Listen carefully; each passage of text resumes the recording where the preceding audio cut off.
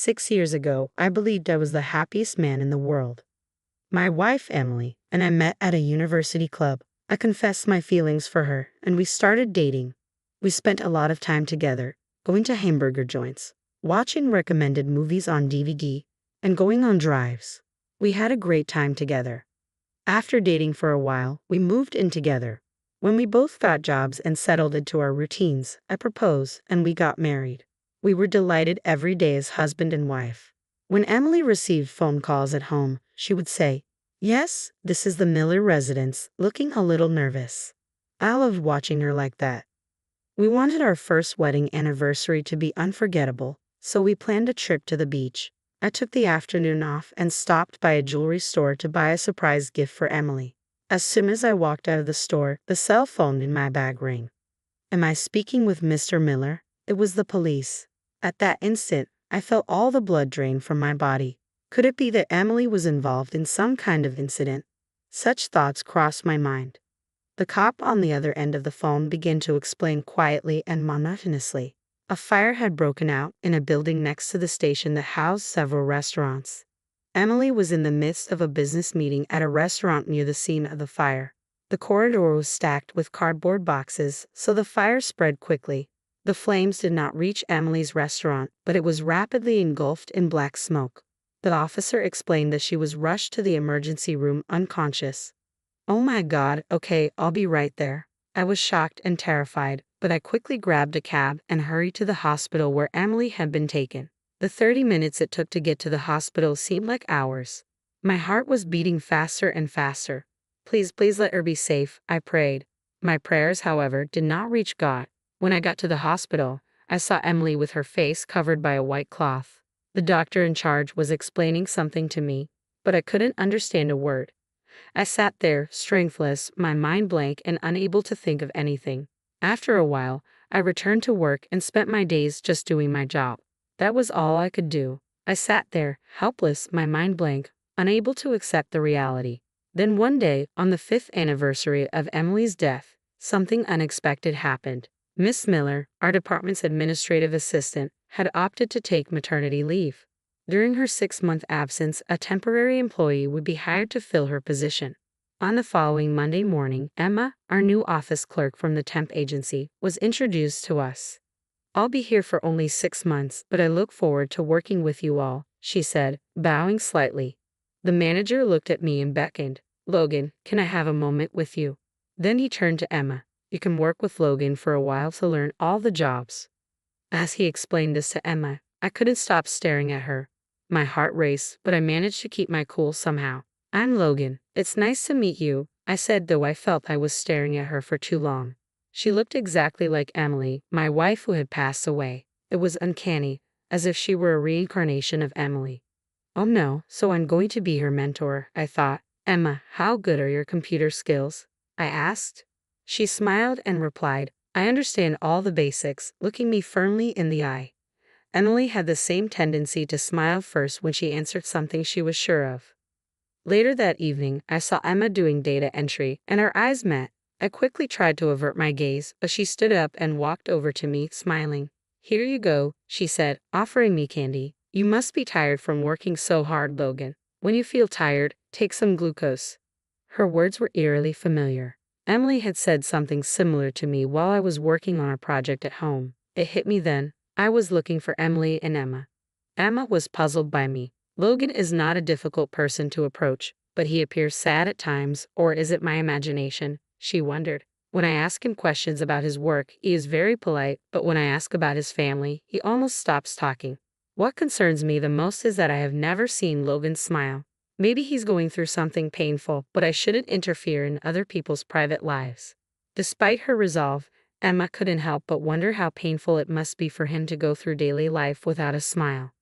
A month later, I arrived at work early to finish documents for the following day's joint presentation by 3 companies. I heard commotion from our department and approached the manager. "Sir, what's going on?" I asked. The manager looked distressed. "A lightning strike last night caused problems with most of the company's computers. The computer on your desk is also affected. It won't even turn on." The contents for the presentation were strictly confidential and couldn't be copied to a USB or any external media. Jesus Christ, I muttered, feeling the weight of the situation. No matter what, we'll just have to remake the materials today. Our department manager was panicking, but I tried to remain calm as I told him, "Do you have a computer available right now? I'll do everything I can to recreate the materials," I said, determined to tackle the task. Emma arrived at work a little early, so I asked her to assist me in gathering data. Before we knew it, it was already 6 p.m., the end of the workday. "I'll take care of the rest," I told Emma, but she smiled and insisted, "No, I'll stay here too. There are still some tasks I can do, right?" "Emma, I don't think I'll be able to finish this before midnight, so you should go home," I replied. "Any additional overtime work would breach your contract with the temp agency." "Oh, I see," she mumbled. "I understand. Then, if you'll excuse me." She walked out after punching the clock. An hour later, she returned. "Wait a minute, Emma. I thought you left," I said, surprised. Emma smiled at me and said, "It's faster if we do it together. This is volunteer work, so it doesn't count against my temp agency contract," and she stuck her tongue out playfully. "But first, let's eat something. They say you can't fight a battle on an empty stomach." She brought out fried rice, salad, and soup she had purchased and placed them on the desk. "I appreciate it, but you really won't be able to catch the last train. Please go home after you eat," I tried to persuade her. But she was stubborn. She never changed her mind once it was made up. I was amazed by how much she resembled Emily, even in times like this. I saw my wife in her. "Does this trans explanation need to include a graph, Logan?" she asked. "Yes, we must include a graph from a Chilean experiment on the strands of metals, but I'll check it later," I replied. I was thinking of having her work on the domestic data in the meantime. "It's okay, I'll do it. I understand Spanish," she said with a smile. Her Spanish skills were impressive. She even discovered a foreign website for metal experiments that I had missed and translated it into English as she proceeded. Finally, at 4 a.m., the document was completed. Thanks to Emma, we finished 3 hours earlier than I had expected. She made me 2 cups of coffee. "I'm glad it's done," she said, smiling. Then I decided to ask her something that had been bothering me for a long time.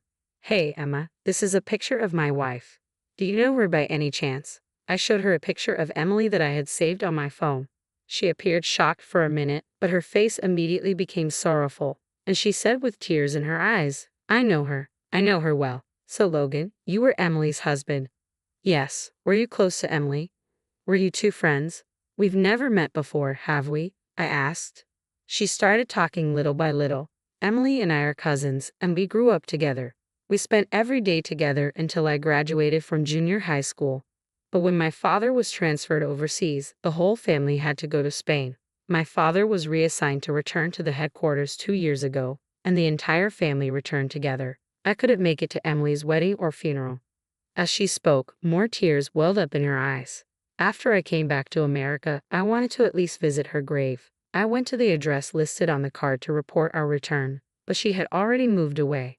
"I'm sorry I didn't realize you went all the way there." "I'm very sorry," I said, feeling a wave of guilt.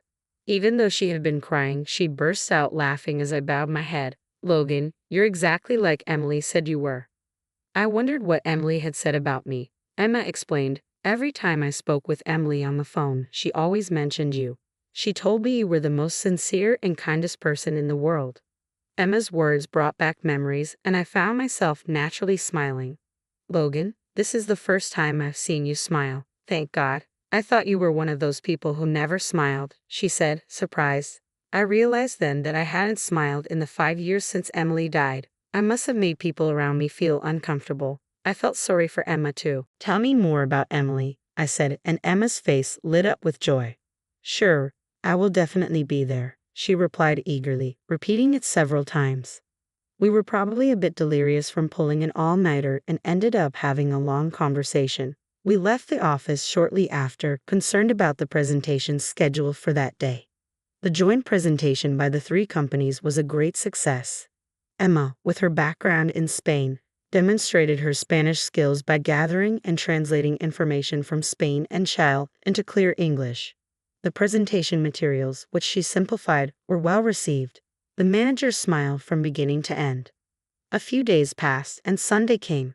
As promised, Emma visited my house. She stared at Emily's picture for more than 20 minutes while I brewed Emily's favorite tea, orange pekoe. She noticed it immediately. "This is the tea that Emily and I liked," she said, smiling as she took a sip, perhaps recalling old memories. Then she became solemn and began speaking while looking directly at me. "Logan, it's been about a month since I've been with you in the office. Until the other day, when we stayed up all night to prepare the presentation materials, I had never seen you smile happily. I imagine the last 5 years have been difficult and sad. But why don't we end it now? I'm sure Emily was most concerned and heartbroken when your smile vanished." Her words hit me like a hammer. It was as if I had been awakened. I wondered what Emily would say if she saw me devoid of joy, rage, grief, or happiness. She might still be a warrior, unable to reach heaven because she was worrying about me. "I'm sorry, that was a bit arrogant of me," Emma said, lowering her head. "No, you're right. I can't keep making Emily worry forever. I'm sure you've been worried about me for this past month, too." "I sincerely apologize," I said. Emma smiled. "It's okay. Thank you for understanding. And thank you for letting me see Emily today." She spoke in the same honest and kind tone as Emily, showing care for others. I started to believe that maybe Emily had brought her to our company. After that, Emma often came to my house, bringing gorgeous flowers and tasty treats as gifts to place in front of Emily's picture. We started going out to movies and dinners together. Emma was a bit more strong-willed than Emily, and when she got angry, she would speak in Spanish, but I grew to enjoy it all. Today is the anniversary of Emily's death. Emma and I visited her grave, which I had been visiting alone for the previous 5 years. She polished Emily's grave carefully and lovingly. We placed flowers, candles, and Emily's favorite cheesecake. "Emily, I know you've been worried about me since you died. Please accept my apologies. But I have something important to tell you today. I'll be happy with Emma, and every year on the anniversary of your death, I'll come to tell you that we are living happily together. So you don't have to worry anymore," I said. Emma laughed through her tears and spoke to the grave. "You know, Emily, Logan is kind of weird, isn't he?" I wondered if I had said something strange, but then she added, "Who proposes to someone in front of a grave? Forget it, Emily, you will be the witness to this proposal." We looked at each other and laughed, then stood side by side and prayed. "I'm not going to let you worry about me anymore. I swear we'll be happy, I promise." I felt that Emily was smiling in front of us as I made that promise.